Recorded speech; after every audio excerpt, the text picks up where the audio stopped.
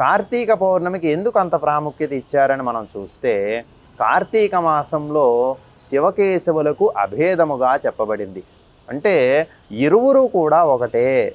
పరమేశ్వరుడు వామభాగంలో, దక్షిణ భాగంలో శ్రీ మహావిష్ణువు, బ్రహ్మ ఆ కింద ఉండేటటువంటి పద్మపీఠంగా ఉంటూ ఆ యొక్క రూపము ఏర్పడి ఆ యొక్క యమధర్మరాజుకు కనబడిందంట ఈ మాసంలో.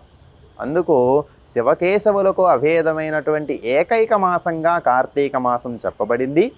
అలానే ఈ కార్తీక మాసంలో పౌర్ణమి నాడు మనకు జ్వాలాతోరణం అని శివాలయాల్లో చేస్తూ ఉంటారు.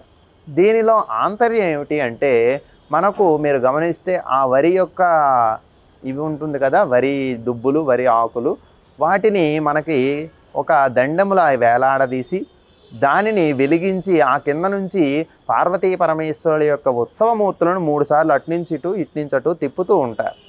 ఇలా తిప్పడంలో ఆంతర్యం ఏమిటయ్యా అంటే, నాయనా నువ్వు ఈ జన్మలోకి వచ్చావు, తదుపరి జన్మలో వచ్చేటటువంటి కష్ట నష్టాల గురించి నీకు అంతగా తెలియదు.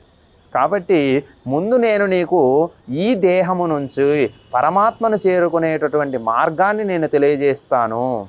నీవు తర్వాత అలా నన్ను అనుసరించి నా వెనక నువ్వు కూడా రా అని చెప్పడం కోసం పరమేశ్వరుడు ఆ యొక్క శక్తి సమేతంగా వెళ్తూ ఉంటే మనం కూడా వెళ్తూ ఉంటాం వెనకాతల.